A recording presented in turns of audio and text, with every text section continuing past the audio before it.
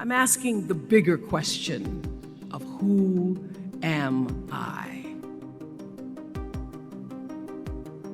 Who am I really? My answer is I am God's child. I am that which is born of all that is. I am, as Pierre de Chardin said, a spiritual being having a human experience. Come trailing the breath of the ancestors yet, but trailing the breath of the angels. And understanding that because I am connected to the source of all that is possible for me. And what do I want? I don't want to just be successful in the world. I don't want to just make a mark or have a legacy. The answer to that question for me is I want to fulfill the highest, truest expression of myself as a human being. I want to fulfill the promise that the Creator dreamed when He dreamed the cells that made up me. What do I want? You must have some kind of vision for your life. Even if you don't know the plan, you have to have a direction in which you choose to go. I never was the kind of woman who liked to get in a car and just go for a ride. You want to be in the driver's seat of your own life, because if you're not, life will drive you. Knowing who you really are in this space and time that we embody. That's number one. What do you want? Who are you? Number two, you must find a way to serve. Martin Luther King said that not everybody can be famous, but everybody can be great, because greatness is determined by service. Now, we live in a world where everybody wants to be famous and where we admire people for just being famous. We think being known brings us value.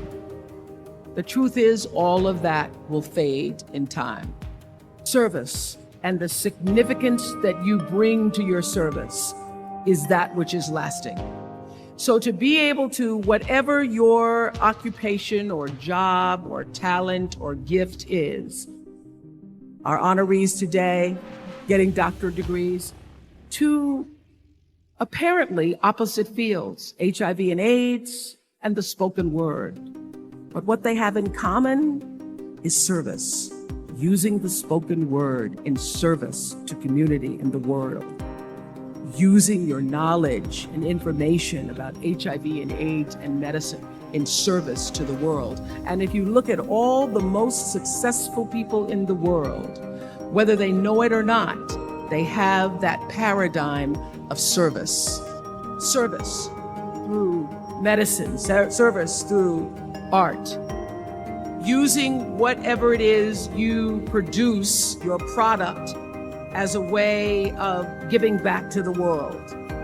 When you shift the paradigm of whatever it is you choose to do to service, and you bring significance to that, success will, I promise you, follow you. Be excellent. Let excellence be your brand. Everybody talks about building a brand. I never even knew what that was. When people say, you're a brand, I would say, no, I'm just Oprah. What I recognize now is that my choice to, in every way, in every example, in every experience, to do the right thing and the excellent thing is what has created the brand. Years ago, I did an ad for Revlon for an ad they were doing called Unforgettable Women. And what I know is that when you are excellent, you become unforgettable. People remember you, you stand out. Regardless of what it is, you become an unforgettable woman.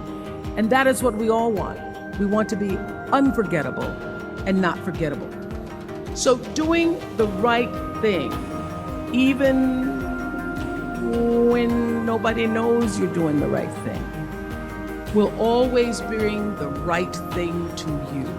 I promise you that. Why? Because the third law of motion is always at work. For every action, there's an equal and opposite reaction. That is so true in all of our lives. Everything you even try to do to me, already done to you. So you don't have to worry about revenge or getting back at somebody, making sure they pay. You just have to do the right thing, and the right thing will follow you even when people don't support it. I remember many times on my show. There are many shows y'all never saw. And the reason you didn't see them is because I got the last vote. The most important thing I have come to know in doing the right thing and making the right choices is understanding what we talked about yesterday. All of you leaving here have the potential for enormous success. There's a price that comes with that. People don't always like you, and they're not always happy for you. And if you surround yourself with people who are not accustomed to your success, they become fearful, they become scared, because you are reflecting back something to them that they don't recognize. People who want the best for you want you to be your best.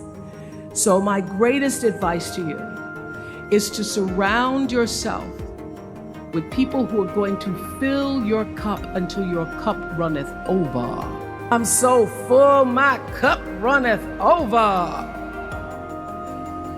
And to know that once your cup runneth over, you cannot spend your life with your gallon-size offerings, offering them to pint-sized people.